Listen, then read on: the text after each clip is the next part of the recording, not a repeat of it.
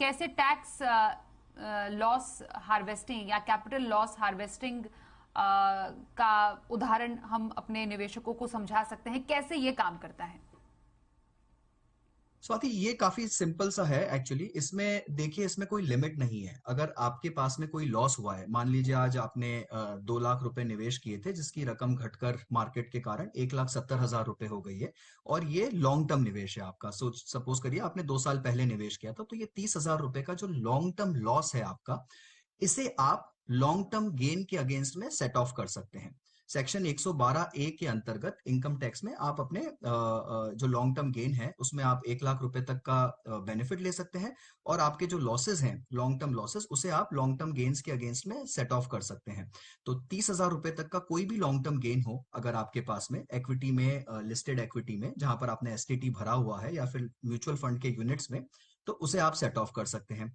इसी तरीके से अगर आपके पास में शॉर्ट टर्म लॉस है, यानी 1 साल से कम के निवेश पर आपको लॉस हुआ है, तो उसे भी आप लॉन्ग टर्म गेन के अगेंस्ट में सेट ऑफ कर सकते हैं। तो शॉर्ट टर्म और लॉन्ग टर्म लॉस दोनों ही लॉन्ग टर्म गेन के अगेंस्ट में सेट ऑफ हो सकते हैं। और शॉर्ट टर्म गेन अगर आपके पास बुक्स में है, तो उसके अगेंस्ट में आप शॉर्ट टर्म लॉस को उसके अगेंस्ट में भी सेट ऑफ कर सकते हैं। तो यहाँ पर बड़ा सिंपल सा गणित है इसका।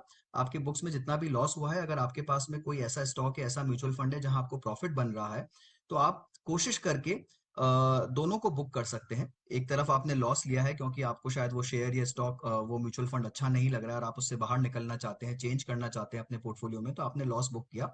तो उसी के बराबर रकम का, जहां पर जितना प्रॉफिट होता है उतना, अगर आपके पास में कोई पोजीशन है या कोई स्कीम है जहां पर उतना ही गेन हो रहा है, तो उसे भी रिडीम कर कर आप दोनों को सेट ऑफ कर कर अपना पूरा टैक्स बचा सकते हैं।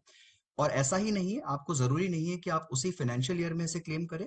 अगर आपने लॉस लिया है, तो आपको ये सुविधा मिलती है कि 8 साल तक आप उस लॉस को कैरी फॉरवर्ड करिए, और आने वाले 8 वित्तीय वर्षों में अगर आपको कहीं पर भी गेन होता है, तो आप पुराने लॉस को कैरी फॉरवर्ड किया हुआ है, तो उसे आप सेट ऑफ कर सकते हैं, और आपको टैक्स देने की आवश्यकता नहीं है अपने गेन्स पर।